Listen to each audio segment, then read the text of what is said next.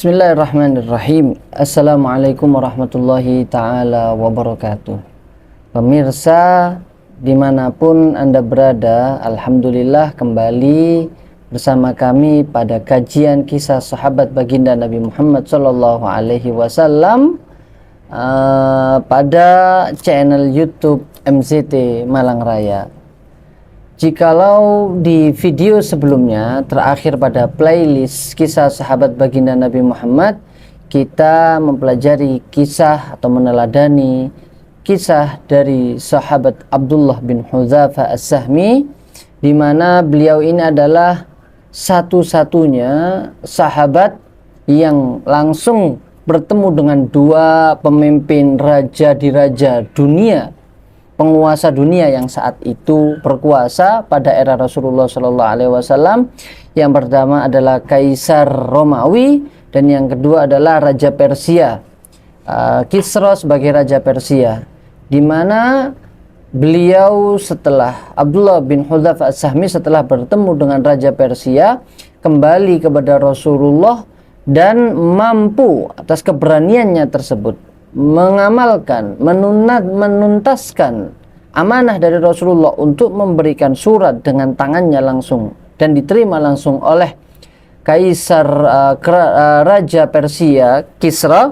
Maka berkah dari amanah tersebut, Abdullah bin Hudzafah As-Sahmi mampu mengislamkan orang-orang yang berasal dari negeri Yaman, dari satu negara yang bermula dari Islamnya pemimpin mereka yang bernama Bazan. Nah, pada video kali ini kita akan membahas pertemuan Abdullah bin Hudzafah As-Sahmi dengan pemimpin dunia yang kedua saat itu adalah Kaisar Romawi, di mana pertemuan ini terjadi pada era Khalifah Sayyidina Umar bin Khattab radhiyallahu anhu wa ardhah, di mana sahabat Abdullah bin Hudzafah As-Sahmi hidup pada era zaman Rasulullah, juga masa kepemimpinan Sayyidina Abu Bakar As-Siddiq, dan juga beliau hidup pada masa kepemimpinan Sayyidina Umar bin Khattab radhiyallahu anhu warḍah.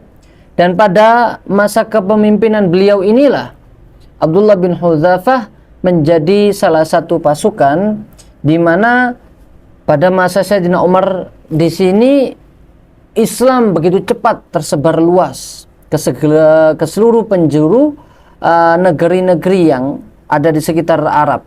Jadi Islam tidak hanya mulai berkutat berdakwah atau tersebar di kalangan Arab, tetapi juga sudah mulai masuk ke tatanan negara-negara Eropa.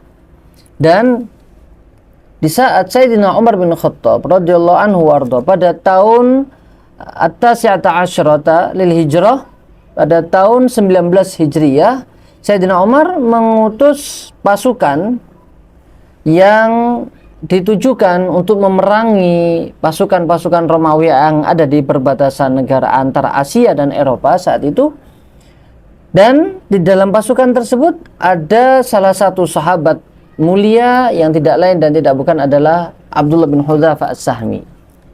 Dan saat itu Kaisar Romawi sudah mendengar tentang keteguhan, keberanian, dan juga kegigihan pasukan kaum muslimin, sehingga mereka tentara-tentara kaum muslimin, para pasukan kaum muslimin, keharuman namanya, keberaniannya, kegigihannya sudah tersebar luas ke seantero dunia dan langsung sampai kepada telinga Kaisar Romawi, sehingga Kaisar Romawi pun merasa terhormat ketika salah satu kerajaannya, salah satu negara bagiannya diserang oleh kaum muslimin. Dan Kaisar Romawi ini berpesan kepada menteri-menterinya, jikalau ada negara bagiannya diserang oleh kaum muslimin, maka bawalah, jadikan mereka, jika mampu untuk jadikan tawanan, jadikan mereka sebagai tawanan dan bawa mereka hidup-hidup kepadaku. Itu pesan daripada Kaisar Romawi. Faqaddarallahu wa ma syaa fa'al. Allah Subhanahu wa taala menulis dalam takdirnya yang indah, sahabat Abdullah bin Hudzafah As-Sahmi termasuk daripada tawanan perang tersebut, sehingga sahabat Abdullah bin Hudzafah As-Sahmi dibawa menghadap ke Kaisar Romawi ini. Kemudian tatkala berada di hadapan Kaisar Romawi, para tentaranya mengatakan bahwasanya orang ini adalah salah satu dari sahabat ataupun pasukan langsung yang berkumpul dengan Nabi Muhammad Shallallahu Alaihi Wasallam. Karena Kaisar Romawi juga mengenal dan memahami banyak cerita tentang baginda Rasulullah Shallallahu Alaihi Wasallam, sehingga dia pun juga mengagumi sosok Nabi Muhammad sebagai seorang pemimpin, dan dia juga memahami kegigihan para sahabatnya, ketaatan para sahabatnya, sehingga Kaisar Romawi merasa terkesima dengan cerita para sahabat yang begitu taat, begitu hormat kepada Rasulullah Shallallahu Alaihi Wasallam. Kemudian Abdullah bin Hudzafah As-Sahmi dengan tangan terikat, dengan kaki yang terikat dengan jeruji besi, dia dihadapkan di hadapan Raja Kaisar Romawi ini. Kemudian Kaisar Romawi bertanya panjang lebar tentang agama Islam, dan dijawab juga oleh Abdullah bin Hudzafah As-Sahmi ini. Kemudian di akhir pertanyaan tersebut, Kaisar Romawi mengajukan satu pertanyaan kepada Abdullah bin Hudzafah As-Sahmi.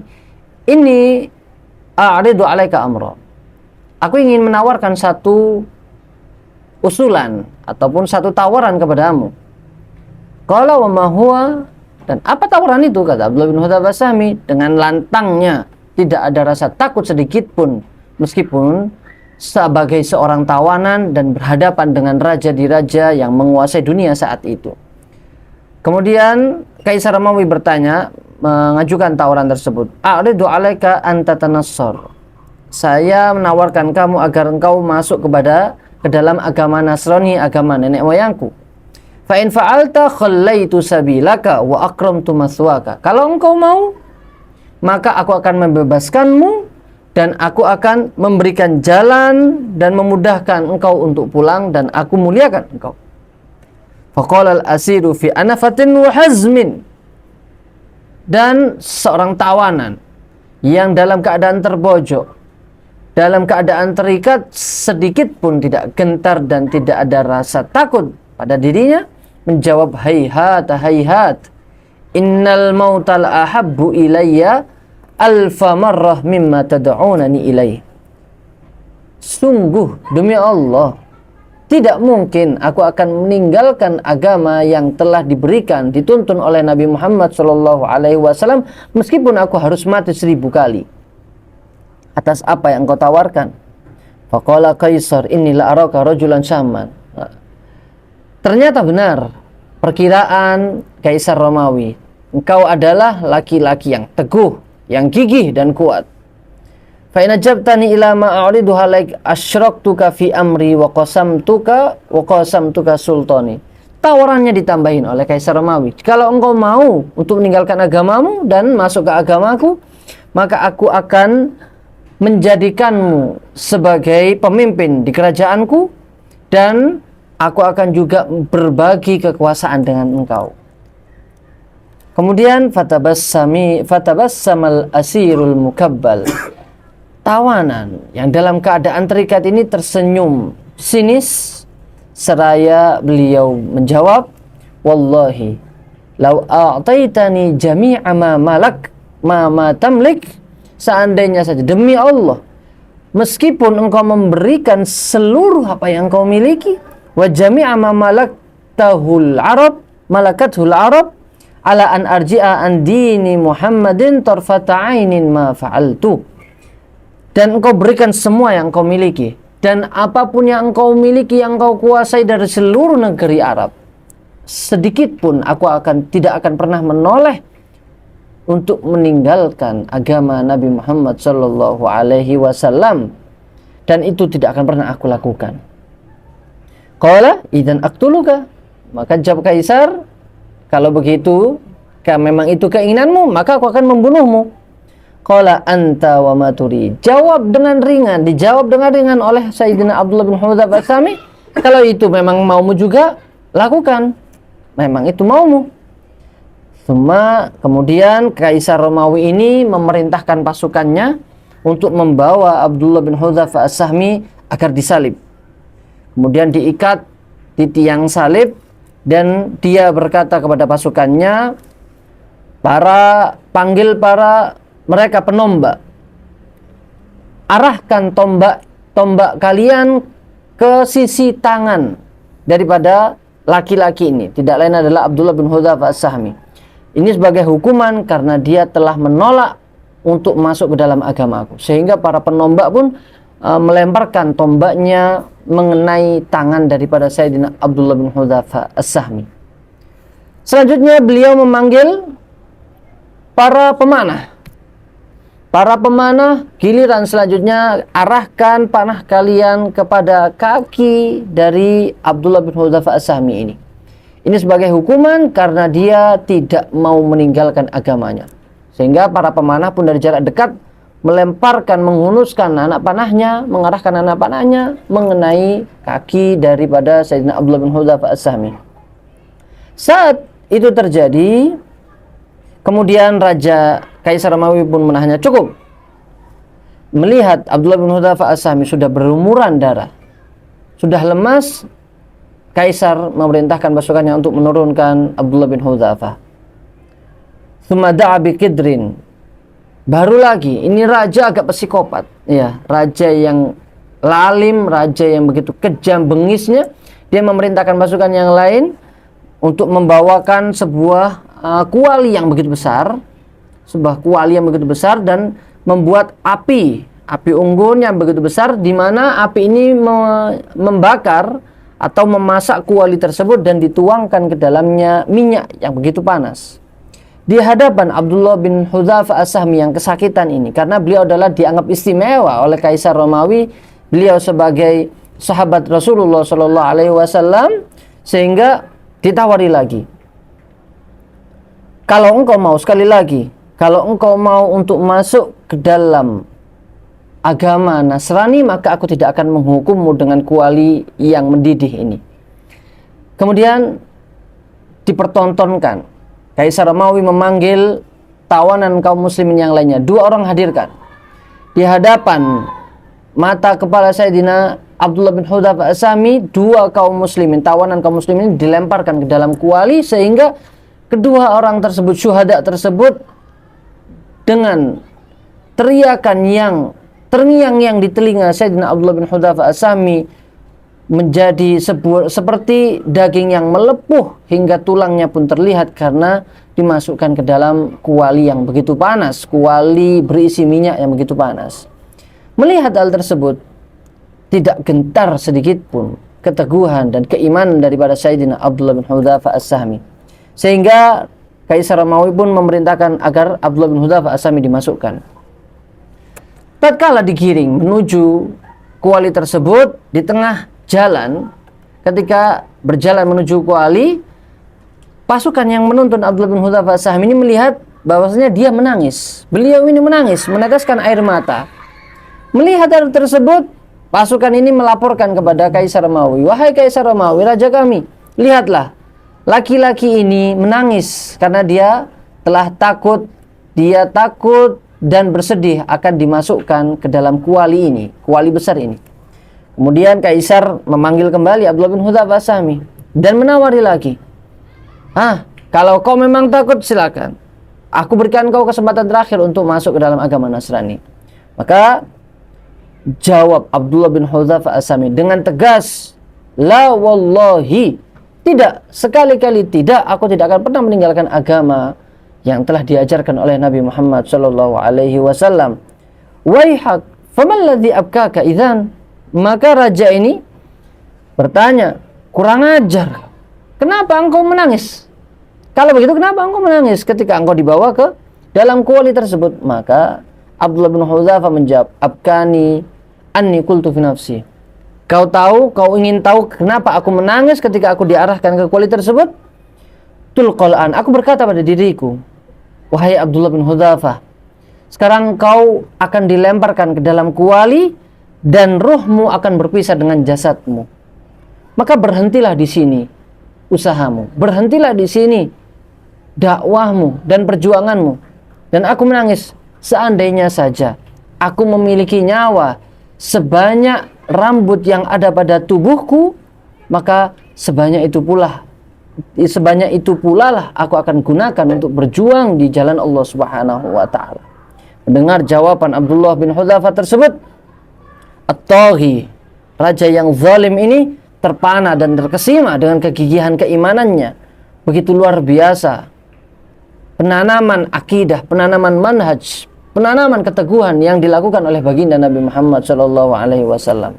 Sehingga Raja Lalim ini pun menyerah dan berkata kepada Abdullah bin Hudzafah, "Halaka an tuqabbila ra'si wa ukhalli anka." Kalau gitu, maukah engkau mencium kepalaku dan aku akan bebaskan engkau. Akhlak daripada Sayyidina Abdullah bin Hudzafah. Beliau tidak lantas ketika beliau akan diberikan kebebasan oleh raja yang zalim ini, beliau ingat kepada dirinya sendiri. Tidak seperti itu didikan Rasulullah sallallahu alaihi wasallam. Tidak begitu sifat kaum muslimin. Ketika dirinya mendapatkan kenikmatan, maka dia juga berharap sahabat-sahabat yang lainnya, tetangganya, kaum muslimin yang lainnya juga ikut mendapatkan kenikmatan bersamanya. Akhlak yang diajarkan oleh baginda Nabi Muhammad sallallahu alaihi wasallam. Sehingga beliau pun berkata, "Wa an jami'i usarul muslimina aidan." Kalau engkau mau membebaskanku, tentu juga bebaskan tawanan kaum muslimin yang lainnya. Dan dia Raja Kaisar Roma pun berkata, "Wa an jami'il muslimina anka aidan." Dan kaum muslimin yang lainnya, para tawanan kaum muslimin juga akan aku bebaskan. Kemudian Abdullah bin Hudzafah berkata pada dirinya, "Aduun min adaillah." Dia adalah musuhnya Allah Subhanahu wa taala, musuh dari musuh-musuhnya Allah Subhanahu wa taala.